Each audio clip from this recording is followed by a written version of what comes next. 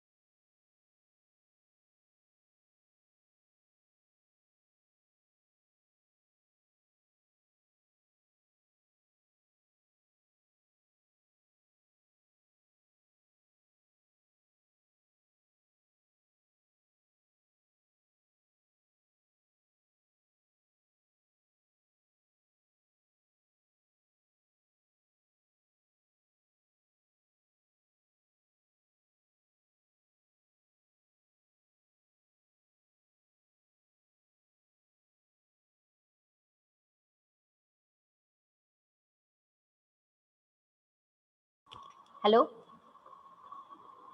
Hello Yes, ma'am. Hello, झालं का रे रजांनो? Yes, ma'am. झालं? No, ma'am. काल शिकलेले पॉइंट आहेत का रजांनो इथे? Yes. अजून एकदा एक्सप्लेन करते मी. हा, अजून एकदा एक्सप्लेन करणार आहे. फक्त लिहून घ्या, मी एक्सप्लेन करते. लिहून घ्या, अजून एकदा एक्सप्लेन करणार आहे.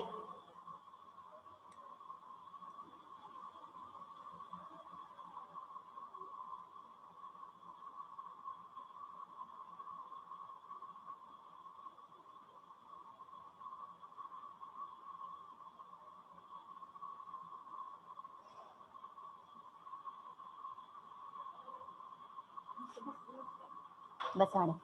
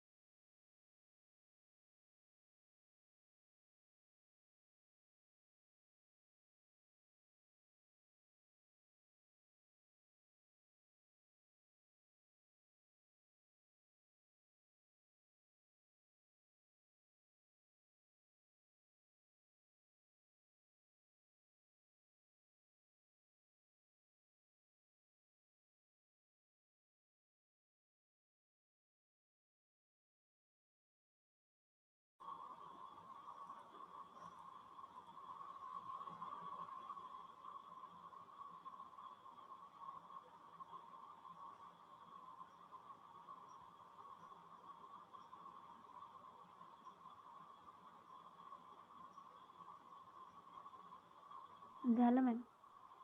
सर्वांचं झालं? Yes. Yes. आपण ही डायग्राम ड्रॉ केलेली नाही ना अजून? लक्ष द्या. What is the role of this environmental control equipment?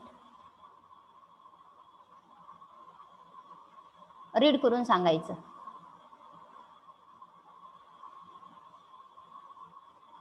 Environmental control equipment, point number C. Point number C, read it.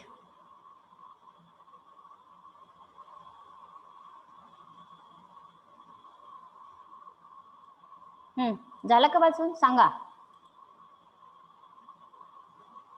Hello hello. It provide inert or required atmosphere during heating. Environmental control equipment provide inert atmosphere. हे sample आहे. सॅम्पलच्या कडेनं inert atmosphere द्यायचं काम हा environmental control equipment करत असतो. Means याच्या सराउंडिंगला inert gas argon, krypton, xenon, radon याची एअर याच्या सराउंडिंगला सर्क्युलेट करत असते. कोण? Environmental control equipment. So that environmental control equipment provide inert atmosphere to the sample. Inert atmosphere means inert air. Which gases? Argon, krypton, xenon, radon. These are the inert gases. Helium also. Then thermobalance. Thermobalance number 1 आहे बघा point. Analytical thermobalance. What is the role of thermobalance? What is the role of thermobalance? Hello? Measurement of mass of sample. एक minute. Roll number 7. Snehal. Snehal. Roll number 7. Ma'am. Why are you not telling any answer?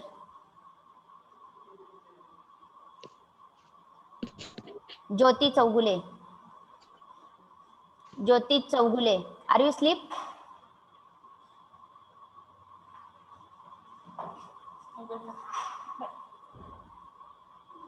Hello, Jyoti Chougule. Jyoti Chougule. मी जी बोलणार नाही ना त्याची लिहून घेणार आहे आणि ऍब्सेंटी टाकणार आहे लेक्चरला असताना सुद्धा. Abhishek Yadav. Abhishek Yadav. Abhishek Yadav.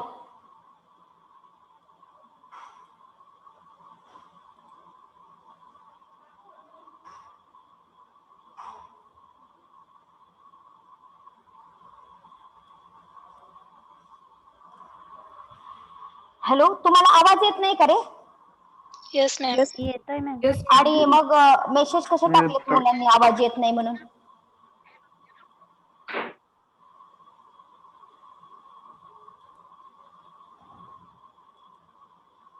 Hello. Yes, ma'am. Yes. अरे लेक्चर टाइमपास करू नका रे. Roll number 10 Pratik. Roll number 10. Roll number 10. Are you in lecture?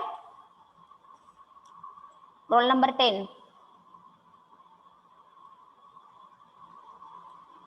Roll number 10 Pratik Atkale. एक मिनिट मी ऍब्सेंटी लिहून घेते. Have to give 1 minute to me.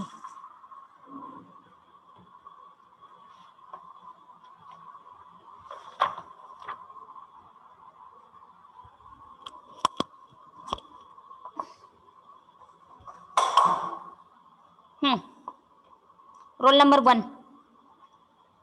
Yes, ma'am. 2. Roll number 2. Roll number 3. Present, ma'am. हा. What is the role of analytical thermobalance? What is the role of this thermobalance? Or what is the role of this environmental control equipment? For measurement of mass of simple, accurate at various temperature. Okay. Roll number 4. Roll number 4. ma'am. Huh? What is the role of environmental control equipment?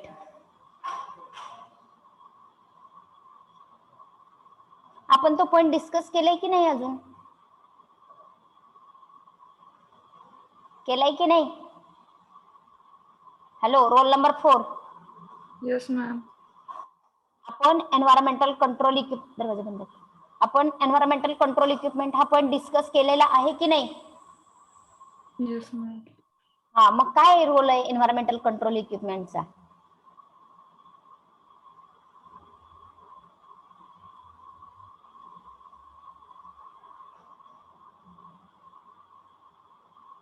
Role number 4. मी तुम्हाला बोलतेय. Sorry, ma'am. काय? Sanyogita. Hello. Yes, ma'am. तुमच्या पप्पानी काल 2-3 दिवसापूर्वी कॉलेजमध्ये येऊन 90,000 फी भरलेली आहे, माहित आहे?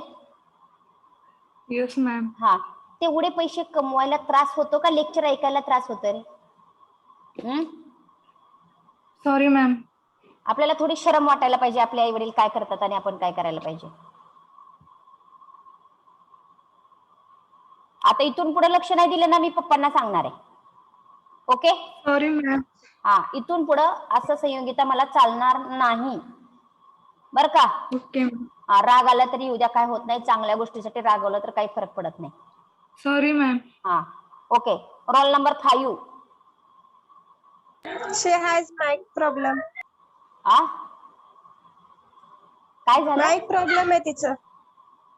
रोल नंबर 5 चा का? Roll number 6. Yes, ma'am.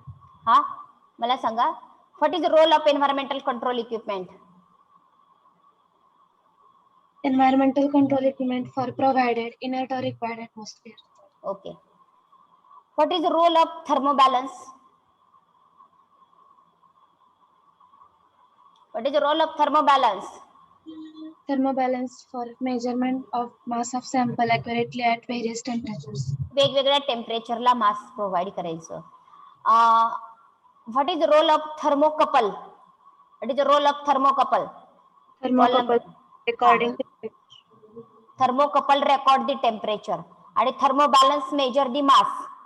Environmental control equipment provide inert atmosphere to the sample, and this microprocessor control power source. What is its role? मी सांगते अगोदर स्लाइड मधलं. प्री डिटरमाइंड म्हणजे कालच मी सांगितलं होतं तुम्हाला. प्री डिटरमाइंड म्हणजे काय? त्या मायक्रोप्रोसेसर वरती न बसतात त्याच्यातलं कुठलं टेम्परेचर सिलेक्ट करायचं. काल मी तुम्हाला पेंट मध्ये नेऊन दाखवलेलं होतं कसं सिलेक्ट करायचं ते दाखवलं होतं की नाही? Yes, ma'am. हा. किती ते किती टेम्परेचर आपल्याला वाढवायची संधी आहे? 0.5 to 0.5 to 0.5 to 25 up to 1000 degree 1000 Celsius किंवा हे पण चालतं. हे जे स्लाइड वरती लिहिलेलं ना 1200 डिग्री ते पण चालतं. आता बघा, microprocessor control power source is programmed म्हणजे त्याला प्रोग्राम बसवलेला असतो. मी तुम्हाला शेतातल्या आपल्या मोटरच्या ऑटोचं उदाहरण सांगितलं होतं. Microprocessor control power source is programmed. काय प्रोग्राम बसवलेला आहे? Increase temperature linearly. Increase temperature linearly म्हणजे काय? 5 झाले की 10, 10 झाले की 15, 15 झाले की 20, 20 झाले की 25. त्याला म्हणायचं increase temperature linearly. Temperature increase करायचं पण कसं? लिनियरली इनक्रीज करायचं म्हणजे सारख्याच डिफरन्सने इनक्रीज करायचं. At the pre determined rate. आपण ठरवायचं अगोदर 20चा फरक ठेवायचा आहे की 0.5चा ठेवायचा आहे का 25चा ठेवायचा आहे हे आपण अगोदर ठरवायचं. त्याला प्री डिटरमाइंड रेट असं म्हणायचं. Per minute up to 1000 degree Celsius. बघा, microprocessor control power source is programmed to increase the temperature linearly at predetermined rate of 0.5 to 25 degree Celsius per minute up to 1000 degree Celsius. Tell me answer. Microprocessor control power source increases temperature at the rate of roll number 7. Give me answer. Roll number 7. Snehal. 0.5 to 25 degrees Celsius. whether it is programmed or we increase the temperature. आपण स्वतः increase करत बसायचंय का programme दिलेला आहे त्याला? त्या मायक्रोप्रोसेसरला programmed up to which this temperature is increases. कुठपर्यंत वापरायचं? 1000 डिग्री सेल्सिअस पर्यंत इन्क्रीज करायचं. Okay. Can you tell me the role of microprocessor control power source in single line? Roll number 64. Roll number 64. Microprocessor control power source expression द्या थोडंसं. Are you present? Roll number 64. Roll number 68. Abhishek Yadav.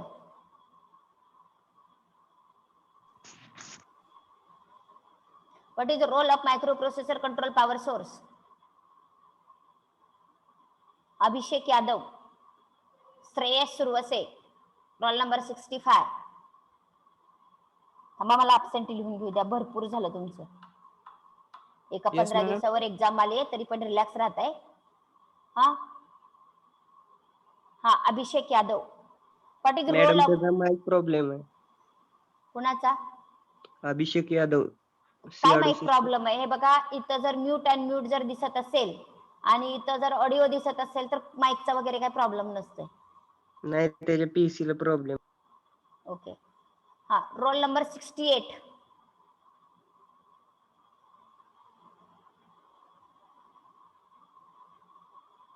Role number 65 Suravase. Yes, ma'am. What is the role of microprocessor control power source? काय करतं microprocessor control power source? काय काम आहे त्याचं?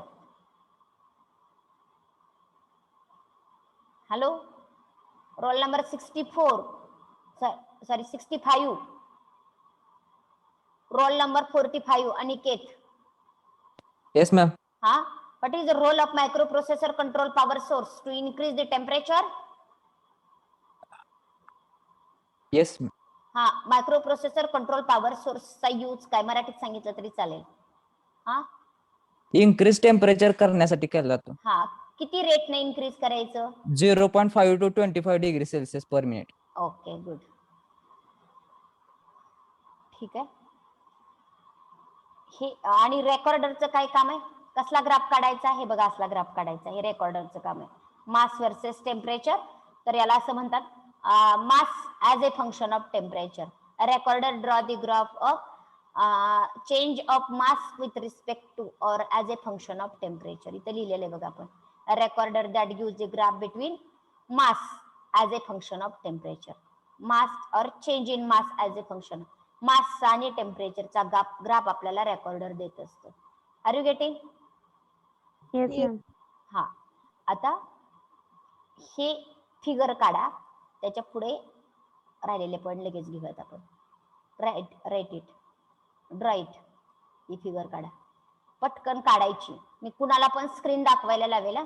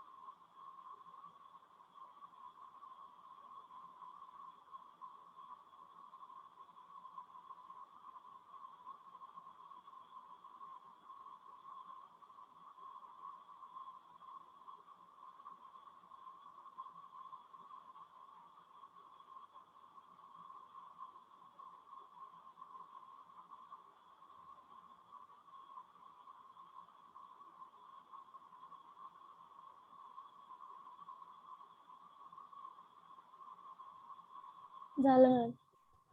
Okay.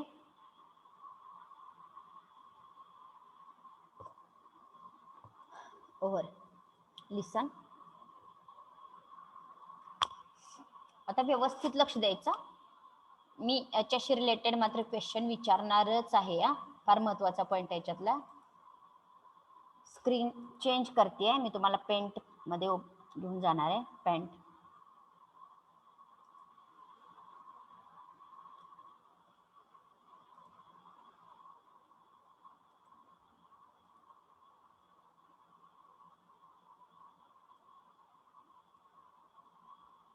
Do you able to see another screen which contain the graph? Yes, ma'am. Yes, ma'am. Yes, ma'am. Okay.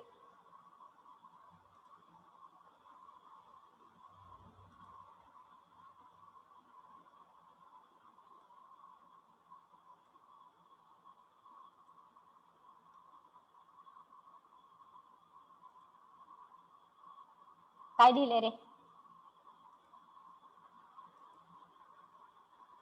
10.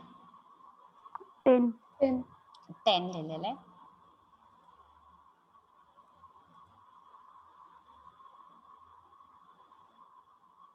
Eight 6 4 2 0. Okay.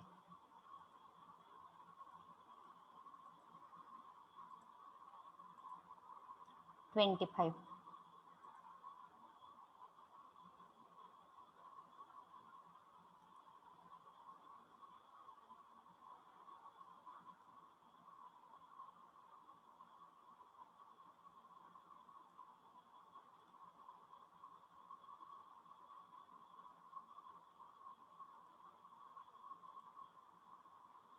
$50. Sorry, not 50.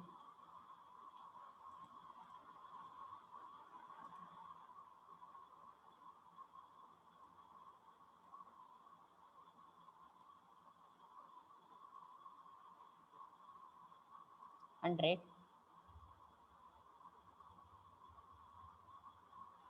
226.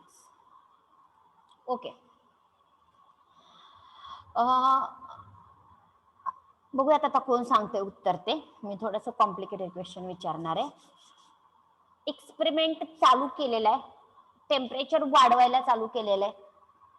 Experiment start केलेला आहे. Temperature वाढवायला चालू केलेलं आहे. लक्ष द्या. 25 पासून आपण एक्सपेरिमेंट रन करायला चालू केलेला आहे. 25 असताना मास किती आहे रे? 10 gram. 10 ग्रॅम. ओके. आता 10 ग्रॅम पासून या एकच मिनिट.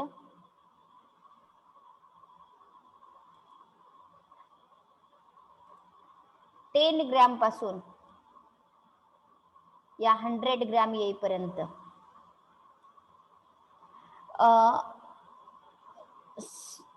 10 ग्रॅम एवढं मास घेतलेलं आहे. 25 डिग्री टेम्परेचरला मास किती होतो तुम्ही सांगितलं 10 ग्रॅम आहे. आता मला सांगा 100 ला मास किती आहे? 100 ला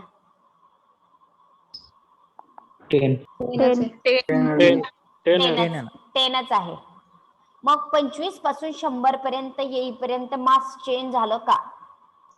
नाही झालं. नाही झालं आहे. एवढंच मास आहे. देन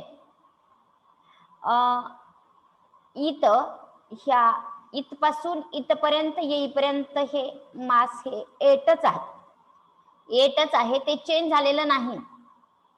म्हणजे जे हॉरिझॉन्टल पोर्शन आहेत त्या हॉरिझॉन्टल पोर्शनच्या स्टार्ट पासून हॉरिझॉन्टल पोर्शन एंड होईपर्यंत मास मध्ये काहीच फरक पडत नसतो. इथं पण बघा, इथपासून इथपर्यंत जाईपर्यंत ह्या मासच्या व्हॅल्यू ह्या काय असतात, कॉन्स्टंट असतात. कळतंय का मी बोललेले? Yes, ma'am. Yes, ma'am. त्यानंतर इथपासून इथपर्यंत जाईपर्यंत या केसमध्ये हे बघा, इथपासून इथपर्यंत जाईपर्यंत चेंज झालं का रे मास? No. इथपासून आपण इथपर्यंत गेलो, मास चेंज झालेलं नाही. ग्राफचे दोन पोर्शन पडतात. एक पोर्शन म्हणजे हॉरिझॉन्टल पोर्शन, की जो आता आपण स्टडी केला हॉरिझॉन्टल पोर्शन. हॉरिझॉन्टल पोर्शन मध्ये no change in mass. Horizontal portion, this horizontal portion indicate no change in mass with increase in temperature, or temperature is also constant. Increases. Increase in हे बघा, temperature. Temperature वाढलंय, इथपासून इथपर्यंत temperature हे 25 पासून 100 पर्यंत गेलेलं आहे, पण आपलं मास हे चेंज झालेलं नाही. म्हणून हॉरिझॉन्टल पोर्शन, प्रत्येक horizontal portion indicate no change in mass of the sample, no change in mass of sample with increase in temperature. Temperature increase केलं तरी मास चेंज होत नाही, हे हॉरिझॉन्टल पोर्शन इंडिकेट करतो. समजा तुमच्याकडे एक सबस्टन्स आहे, त्या सबस्टन्सचं मास हे 100 पर्यंत चेंज झालेलं नाही. याचा अर्थ असा होतो की तो कंपाऊंड 100 डिग्री पर्यंत थर्मली स्टेबल आहे, म्हणजे वातावरणामध्ये तो स्टेबल राहू शकतो. तुम्ही 100 डिग्री पर्यंत काही पण करा, त्याला काहीच होत नाही, हे इंडिकेट केलं जातं. मीन्स अजून एकदा सांगते, this horizontal portion indicate no change in mass of sample with increase in temperature. Temperature increase केलं तरी मास चेंज होत नाही, हे हॉरिझॉन्टल पोर्शन सांगतो. मीन्स म्हणजे काय, it indicate thermal stability of compound. ते काय सांगतं, थर्मल स्टॅबिलिटी ऑफ कंपाऊंड. समजा हे केमिकल आहे, हे केमिकल आहे, ह्या केमिकलची स्टॅबिलिटी 100 पर्यंत वापरा तुम्ही, ह्याला काही होणार नाही, हे या ग्राफ वरून समजलं जातं. 100 डिग्री पर्यंत हे आहे असंच राहतंय. पुढे याला 100च्या पुढे नेलं तर 226 पर्यंत ते चेंज होतं. 226 ला त्याचं रूपांतर अशा केमिकल मध्ये होतं, ह्या CaC2O4. नंतर त्याला पण तुम्ही 226 पासून 346 पर्यंत वापरू शकता. त्या टेम्परेचरला त्याची थर्मल स्टॅबिलिटी आहे, त्या टेम्परेचरला ते स्थिर राहू शकतं. हा पण कंपाऊंड या टेम्परेचरला स्थिर राहू शकतो, आणि हा CaO हा या टेम्परेचरला स्थिर राहू शकतो. CaO चं मास चेंज होत नाही, म्हणजे या टेम्परेचरला CaO हा स्टेबल राहू शकतो. मी 2च वाक्य सांगणार आहे हॉरिझॉन्टल पोर्शनची. Horizontal portion indicate no change in mass of sample with increase in temperature.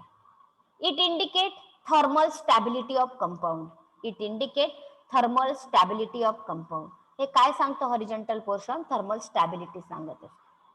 हे झालं हॉरिझॉन्टल पोर्शन. ग्राफचे 2 भाग पडतात, एक हॉरिझॉन्टल पोर्शन, त्याच्याबद्दल मी आता बोललेले आहे. देन नेक्स्ट, हा व्हर्टिकल म्हणू शकत नाही, असा व्हर्टिकल नाही हा. डाउनवर्ड. हा कसला पोर्शन आहे, डाउनवर्ड आहे.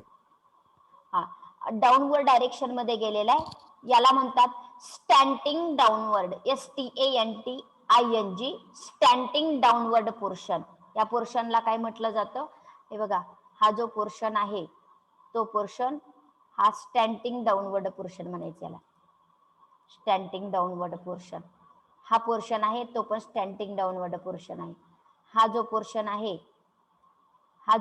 आहे त्या तो पण स्टँटिंग डाऊनवर्ड पोर्शन आहे. हा स्टँटिंग डाऊनवर्ड पोर्शन. इथं मास सेम राहतं का चेंज होतं बघा बरं. स्टँटिंग डाऊनवर्ड पोर्शन चेंज होतं, त्याचं जे मास आहे ते चेंज होतं, आणि खूप फास्ट चेंज होतो मास मध्ये. बघा डायरेक्ट 10चा 8 होऊन बसलेला आहे. लक्षात आलं का तुमच्या? Yes, ma'am. हा, स्टँटिंग डाऊनवर्ड पोर्शन मध्ये loss in mass of sample indicate केलं जातं. म्हणजे लॉस इन मास कसं, 10चं 8 झालं म्हणजे 2 डिग्रीनं सॅम्पलचं मास कमी झालं.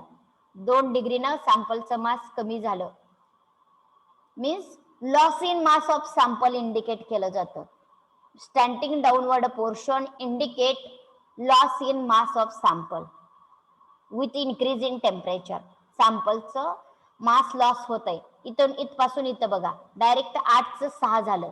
इथपासून इथपर्यंत बघा डायरेक्ट 4चं 2 पर्यंत आलेलं आहे. Means slanting downward portion indicate loss in mass of sample.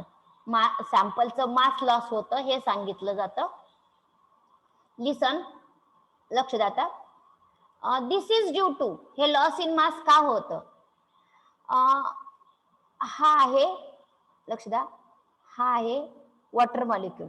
Water molecule निघून गेलेला आहे या कंपाऊंड मध्ये. ओरिजिनल कंपाऊंड मधून वॉटर 100 डिग्री पेक्षा पुढे टेम्परेचर गेलं की वॉटर मॉलिक्यूल निघून जातो हा वॉटर मॉलिक्यूल. मग त्या रिॲक्शनला डिहायड्रेशन रिॲक्शन असं म्हणायचं. Dehydration means removal of water. हे असं लॉस इन मास का होतं? कारण इथं कुठली प्रोसेस झाली? डिहायड्रेशन प्रोसेस झाली. Are you getting? देन इथं लॉस इन मास का झालं? कुठली प्रोसेस आहे? या प्रोसेस मध्ये कार्बन मोनॉक्साईड हा गॅस लिबरेट होतो का कार्बन डायऑक्साईड होतंय? बघा पटकन. एक कार्बन आणि किती ऑक्सिजन गेले? एक ऑक्सिजन. मग हा तर त्या प्रोसेस मध्ये कार्बन मोनॉक्साईड लिबरेट झालेला आहे. ही रिॲक्शन डिकम्पोजिशन रिॲक्शन झाली. CaCO3 प्लस, इथं काय आहे? CaCO3 प्लस CO लिहावं लागेल आपल्याला. प्लस CO म्हणजे ही प्रोसेस एका कंपाऊंडचे 2 तयार होणं म्हणजे ती डिकम्पोजिशन रिॲक्शन झाली. Decomposition reaction. पहिली रिॲक्शन काय? Dehydration reaction. दुसरी रिॲक्शन काय? Decomposition reaction. तिसरी रिॲक्शन काय? Decarboxylation reaction. या प्रोसेस मध्ये कार्बन डायऑक्साईड गॅस लिबरेट होतो.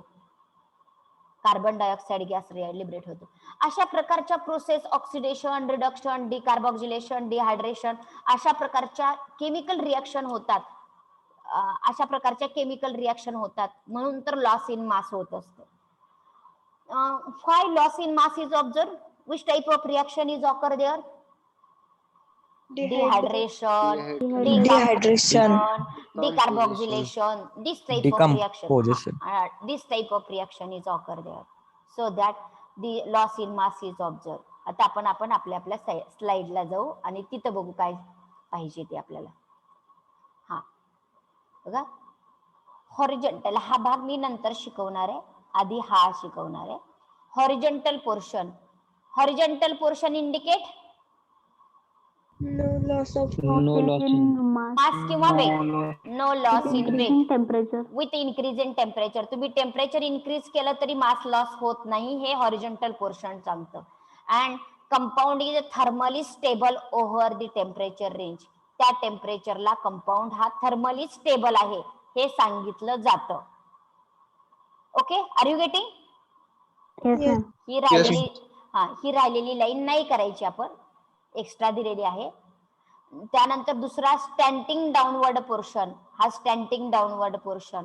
दिस पोर्शन इंडिकेट वेट लॉस. आणि वरचं काय? No loss in weight. आणि खालची प्रोसेस काय आहे? Weight loss due to dehydration, decomposition, formation of volatile compound at the temperature.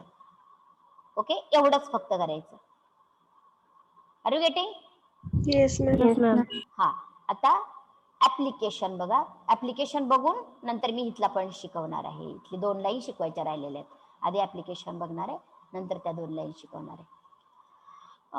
Qualitative analysis and quantitative analysis. तुम्हाला माहित असेल क्वालिटेटिव्ह, एक आपण कपडे घ्यायला गेलो, क्वालिटी आणि क्वांटिटी. क्वांटिटी म्हणजे किती कपडे घेतले, किती मीटर घेतले, किती कपडे घेतले, त्याला क्वांटिटी असं म्हणायचं. आणि क्वालिटी म्हणजे काय? किती भारी घेतले, त्याला क्वालिटी असं म्हणायचं. क्वांटिटेटिव्ह अनालिसिस ही TGA टेक्निक कशासाठी युजफुल आहे? First, percentage of compound in mixture. आता ग्राफ बघितला तर त्या ग्राफ मध्ये हा कॅल्शियम किती आहे, कार्बन किती आहे, ऑक्सिजन किती आहे, हे कॅल्शियम किती आहे, हा कार्बन, हा ऑक्सिजन. हॅलो, हा मॅडम त्या CaC2O4 चं नेम काय आहे? तुम्ही सांगा की रे, एवढं सोपं काय विचारताय? माहित नाही मॅडम, हा तुम्ही सांगा. सांगा की, कुणाला येते का रे?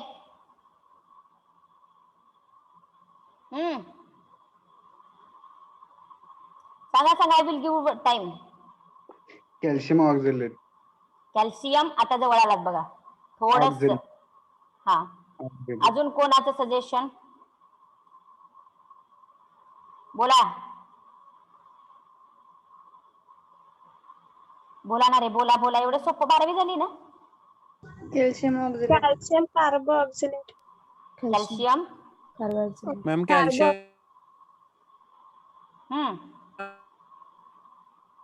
बोला बोला बोला. Calcium oxalate. Very good. सर्वांनी सांगितलं. होते मॅडम. गुगलवर सर्च केलं? हा, गुगलवर कॅल्शियम ऑक्झलेट दाखवते. Calcium oxalate monohydrate. Calcium oxalate monohydrate. अरे माहित असेल म्हणून सांगितलं ना. ऑक्झॅलिक ऍसिड आपल्याला 11वीला वगैरे Carboxylate. कॅल्शियम ऑक्झॅलेट हे ऑक्झॅलिक ऍसिड आहे की नाही? Oxalic acid COOH, 2 COOH. Structure सुद्धा यायला पाहिजे की रे तुम्हाला. कॅल्शियम मध्ये असतो. मी तुम्हाला स्ट्रक्चर कडे घेऊन जाते. सोपं आहे म्हणून मी सांगितलं नाही. हे बघा, हा कॅल्शियम इथं सेंटरला असतो. नको असल्या गोष्टी टाइमपास करायला, आपली परीक्षा खूप जवळ आली. आपल्याला 11वीला होते की अरे.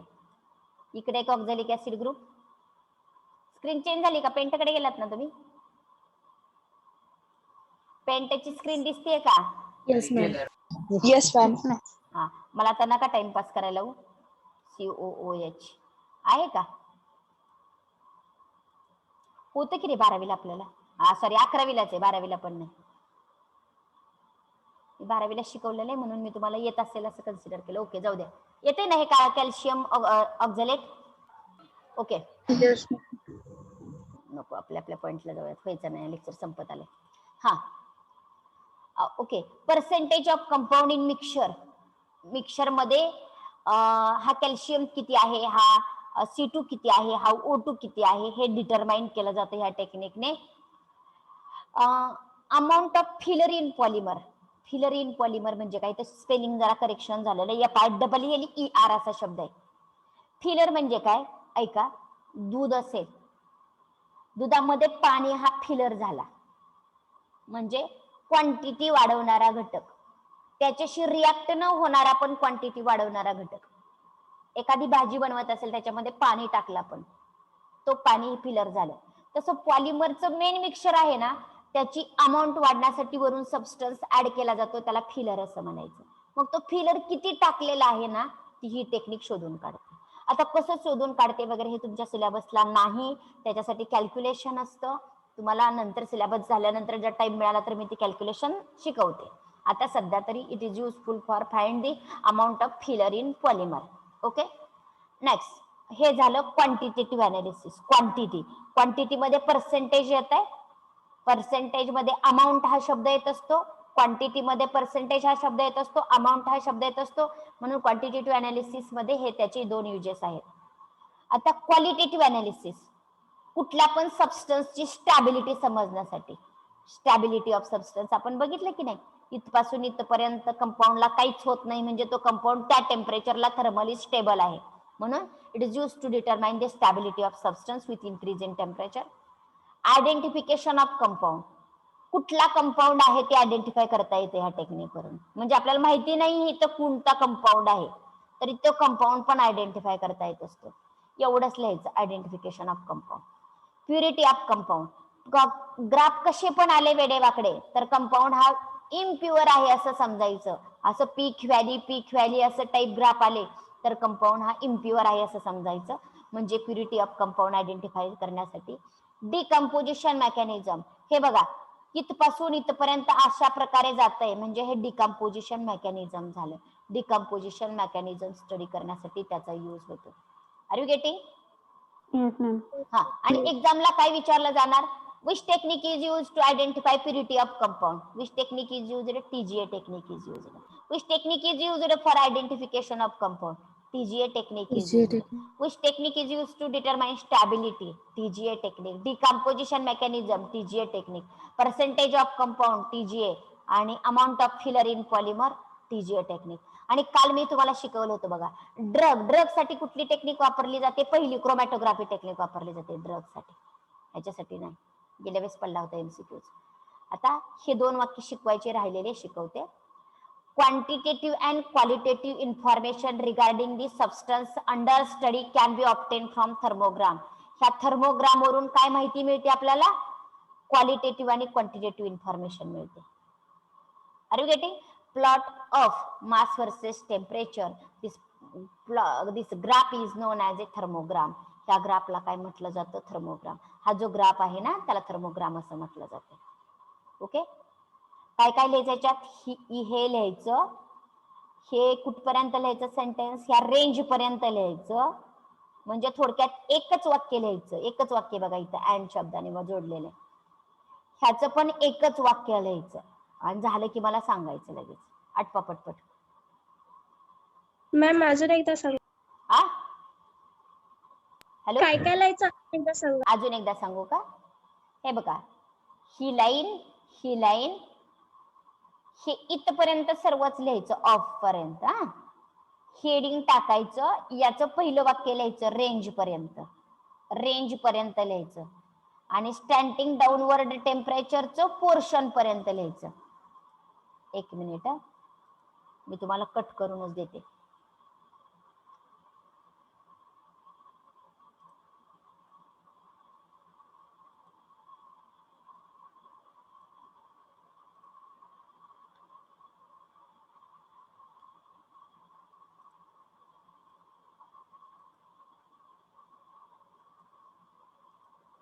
एक मिनिट. स्लाइड दिसते का? येस. कुठली पेंट मधली दिसते का? ही आपली ओरिजिनल दिसते? लिहायला चालू करा, लिहायला चालू करा. कॉपी होईना गेले, काहीतरी प्रॉब्लेम झालाय.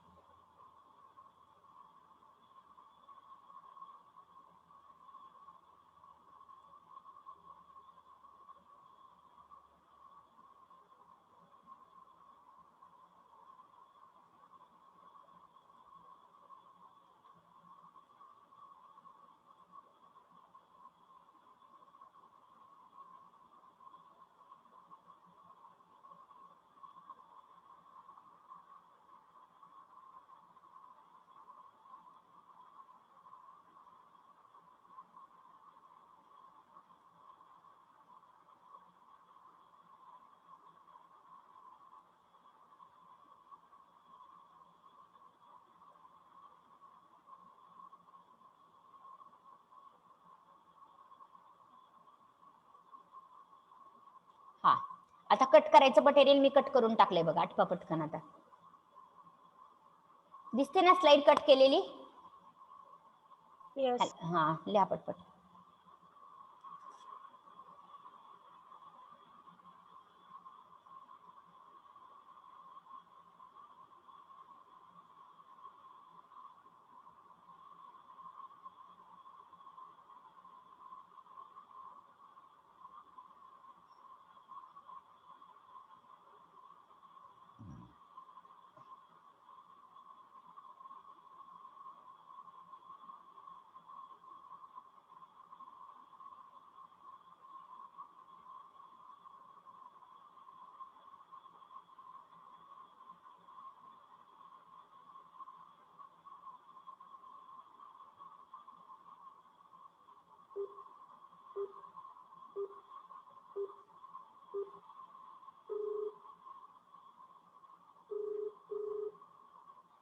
तुमच्या ध्वनी डायल केला गेलेला नंबर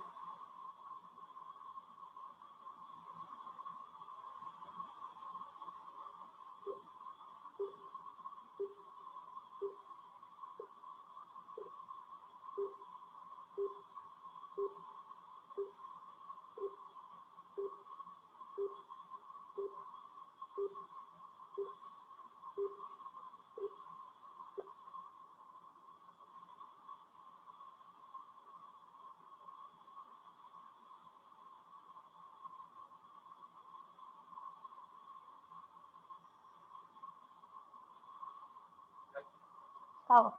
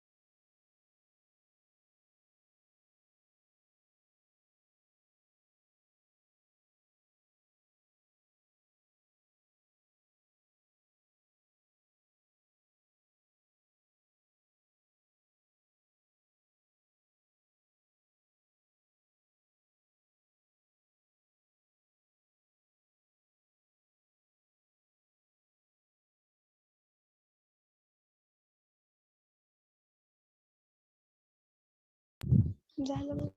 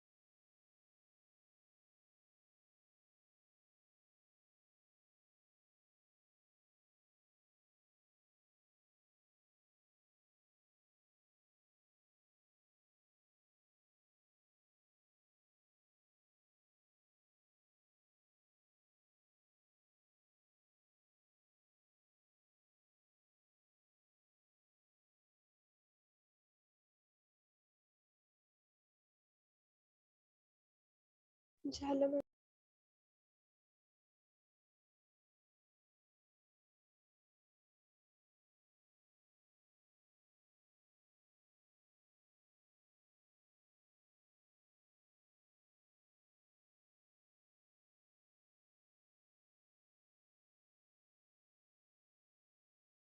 हॅलो, सर्वांचं झालं का? Yes, ma'am.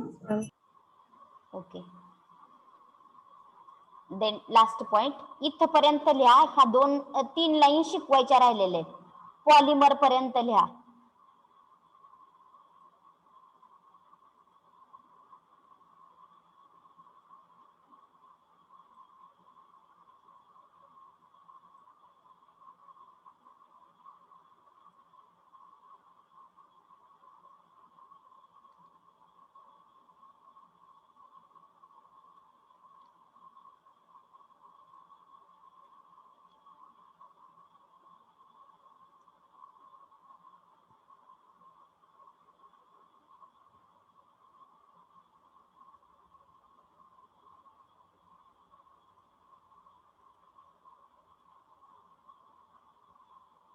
Hello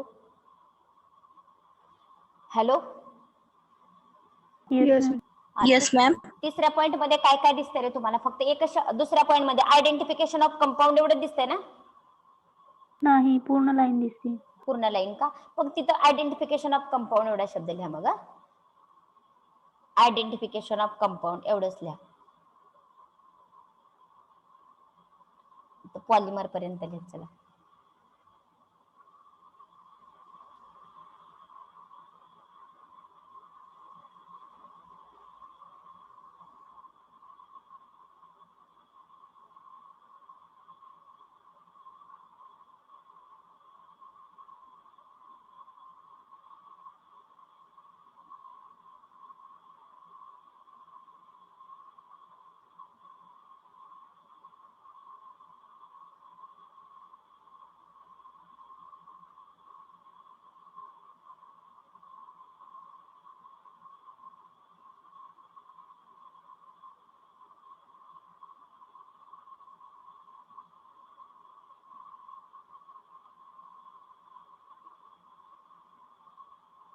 qualitative analysis मध्ये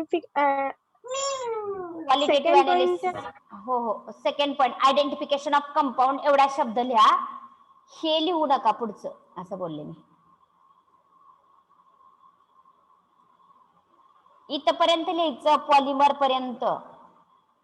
चॅप्टर संपणार एवढी स्लाइड लिहिली की, त्यामुळे मी थांबली आहे.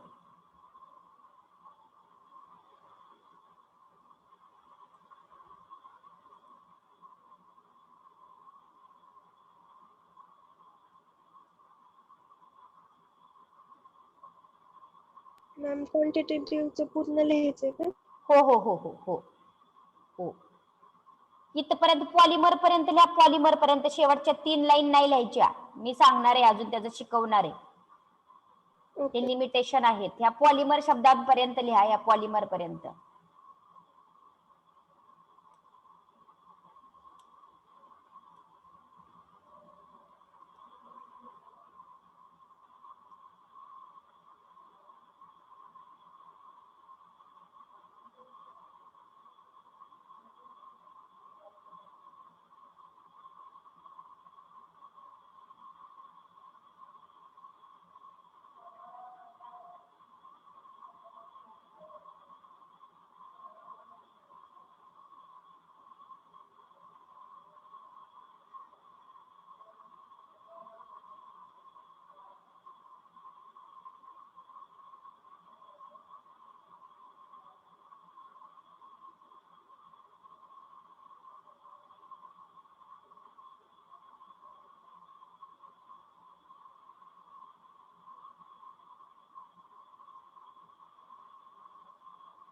Hello ma'am. हा बोला. ते फिलर लिहायचं का फिल्टर लिहायचं? फिलर. Filler FILLER. मग शिकवताना सांगितलं ओके की मॅम. Okay ma'am. या फिल्टरच्या ऐवजी FILLER.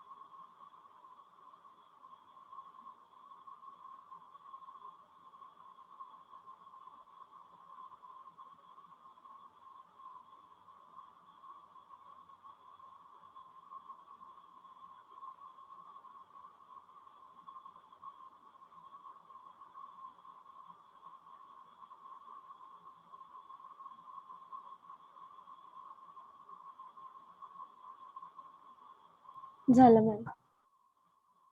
सर्वांचं झालं का? येस. हा. लिमिटेशन ऑफ TGA असं हेडिंग लिहायच्या खाली. Limitation of TGA.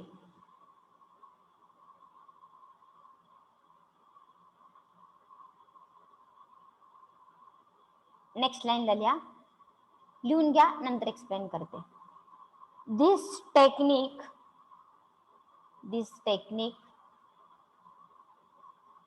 is used for substance for substance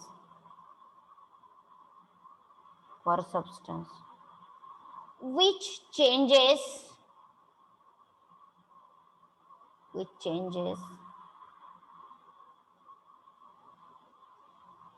the mass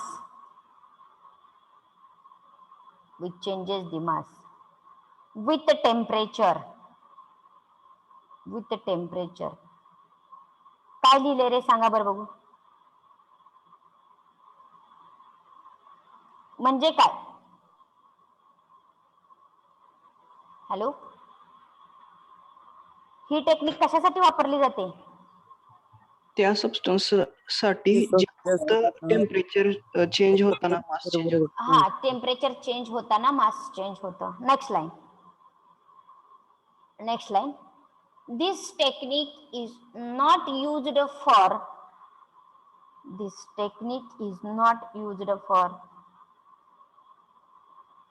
the substance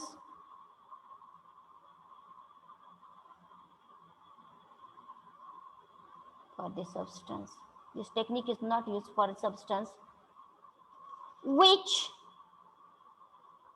undergoes fusion, fusion, which undergoes fusion,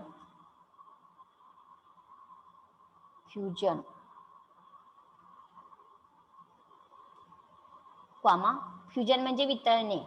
वितळतात substance, त्या सबस्टन्स साठी वापरता येत नाही. क्रिस्टलाइन ट्रान्झिशन इथं आहे बघा, एटसेट्रा. क्रिस्टलाइन ट्रान्झिशन म्हणजे आपल्याला 12वीला सॉलिड स्टेट चॅप्टर मध्ये होतं बघा. Triclinic structure, hexagonal structure, octahedral structure, rhombohedral structure. एका क्रिस्टलचं दुसऱ्या क्रिस्टल मध्ये रूपांतर झालं, समजा ट्रायक्लिनिकचं मोनोक्लिनिक मध्ये रूपांतर होत असेल तर त्या सबस्टन्स साठी ही टेक्निक वापरता येत नाही. Are you getting? Yes ma'am. हा, आता याच्यामध्ये काय काय शिकलो जस्ट रिवाइज 1 मिनिटामध्ये. Thermogrammetric analysis is a technique in change in physical and chemical property is measured with respect to or as a function of physical आणि केमिकल प्रॉपर्टी. कशाच्या respect मध्ये स्टडी केलेले आहेत आपण? टेम्परेचरच्या. हा, थर्मोग्राविमेट्री म्हणजे काय चेंज होतं, का कशाचा कशाबरोबर ती चेंज स्टडी करायचं आहे. Change in mass with respect to temperature, त्याला म्हणायचं थर्मोग्रामेट्रिक अनालिसिस. ओके, त्याच्यामध्ये कुठले कुठले पार्ट असतात? एन्व्हायरमेंटल कंट्रोल इक्विपमेंट, त्यानंतर thermobalance, thermocouple, microprocessor control, power source, recorder. Okay, त्यानंतर किती टाइपचे ग्राफ असतात? हॉरिझॉन्टल ग्राफ मध्ये काय काय असतं? हॉरिझॉन्टल पोर्शन असतो आणि स्टँडिंग डाऊनवर्ड पोर्शन असतो. हॉरिझॉन्टल पोर्शन काय सांगतो? No loss in weight. आणि स्टँडिंग डाऊनवर्ड पोर्शन काय सांगतो? Loss in weight. ओके, असले ग्राफ येतात आणि हे त्याचे ऍप्लिकेशन आहे. ओके, एक 7-8 एमसीक्यूज आहे त्याच्याशी रिलेटेड माझ्याकडे. ते एमसीक्यू जस्ट 1 मिनिटामध्ये डिस्कस करू म्हणजे चॅप्टर हा फिनिश. Wait for 1 minute. मी ओपन करेपर्यंत थोडस वेट करा, लगेच दाखवते तुम्हाला.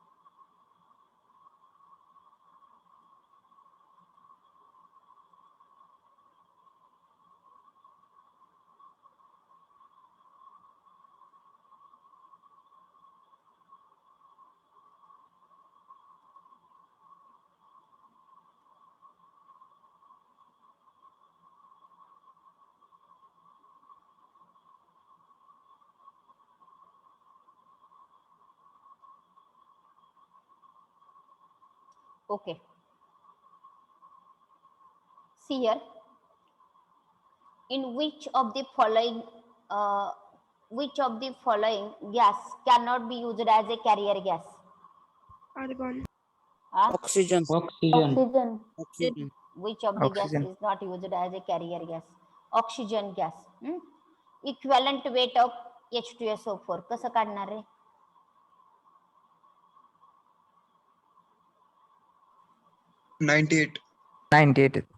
किती? 98.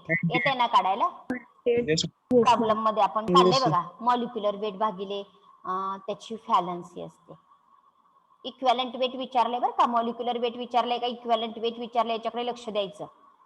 हा इथं ग्रॅम इक्विव्हॅलंट हा शब्द आहे, म्हणजे ही डेफिनेशन कुणाची आहे? Normally. नॉर्मॅलिटीची. Normality. आणि मोल शब्द असेल तर डेफिनेशन कशाची असते? मोलॅरिटीची. हा मॉलिक्युलर वेट ऑफ NaOH काढता येते? Yes. Na23, oxygen 16, hydrogen 1. Then molecular weight of solute dissolve in 1000 हा 40. Molecular weight of solute dissolve in 1000 gram of solvent किती येईल? Molecular weight of solute. अरे ही डेफिनेशन विचारलेली आहे, मॉलिक्युलर वेट शब्द आहे. असा प्रश्न असं टाकायला पाहिजे होतं. हा काय येईल? मोलॅरिटी. बरोबर आहे ना? Yes, ma'am. यस म्हणू नका, हे जुन्या सिलेबसला होतं, राहिले तसंच. मोलॅलिटीची डेफिनेशन आहे, मोलॅलिटी. पुढे हा बोला पुढे.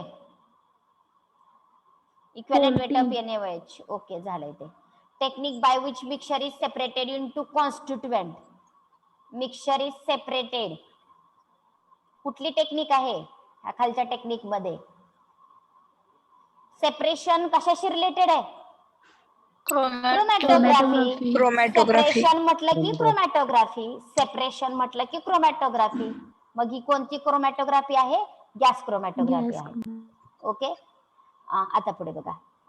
Molecule can be resolve in to basis of distribution between the gas and liquid. इथं सेपरेशन शब्द आलेला आहे, काय आहे? Gas chromatography. Gas chromatography. Chromatographic technique is chromatography technique can be classified on the basis of physiochemical property, on the paper chromatography, thin layer chromatography, all of above, on the basis of physiochemical property. Okay. The ratio of number of mole. हा कुठली definition आहे ही? Molality. Mole fraction. Mole fraction. अरे मी फसवण्यासाठी करते, तुम्ही लक्ष द्या ना. Ratio of number of mole of substance to the total number of mole of all substance. कशाची डेफिनेशन आहे ही? Mole fraction. मोल फ्रॅक्शनची. माझ्या हाताकडे नाही लक्ष द्यायचं, तुमचं तुम्ही तिथे एमसीक्यूज कडे लक्ष द्यायचं. हा 40 ग्रॅम NaOH आहे, 1 लिटर मध्ये टाकलेला आहे, तर ह्याची तुम्हाला हे काय म्हणता येईल? 40 ग्रॅम NaOH 1 लिटर मध्ये टाकलेला आहे, याला कसलं सोल्युशन म्हणायचं? 1 मोलार. 1 मोलार. कारण ह्याचं मॉलिक्युलर वेट पण 40च येत असतं. 40 भागिले 40 किती उत्तर येतंय? 1 मोलार उत्तर येतंय, कारण हा मोलच्या फॉर्म्युलामध्ये टाकावं लागतं ह्याला. Are you getting? Yes. Yes, ma'am. Detection of steroid drug कोणती टेक्निक वापरली जाते? TGA. TGA का GLC? GLC. हा GLC राजांनो, TGA नाही. मगाशी सांगितलं ड्रग्स रिलेटेड GLC आहे. Okay. TGA curve gives the information regarding All of this. all of above. All of these. Decrease in mass of sample with rise in temperature is known as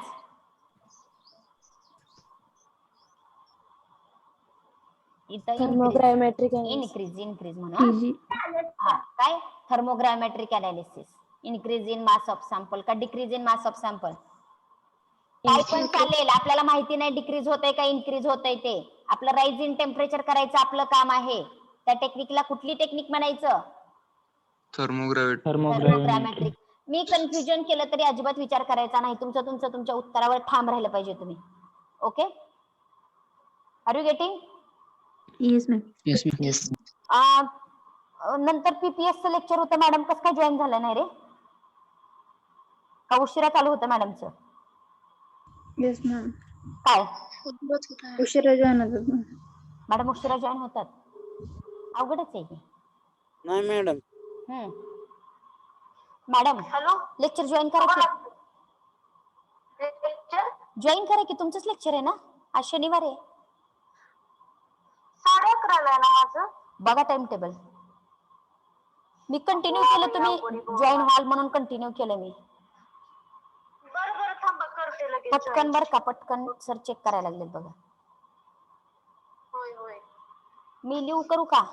बघा कुणाचं येते. नाही ना, थांबा 2 मिनिटं. थांबा.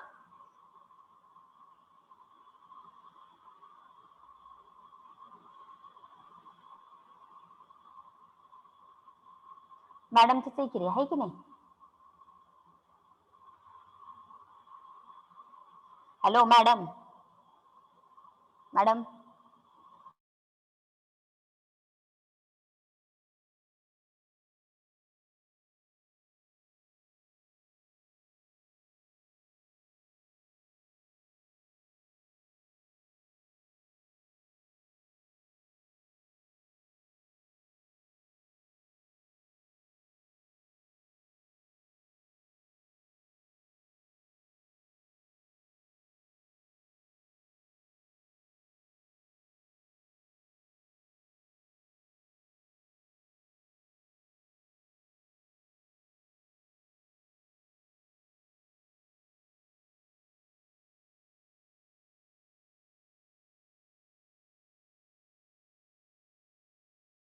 Hello madam, join होत आहेत बघा 2 मिनिटात.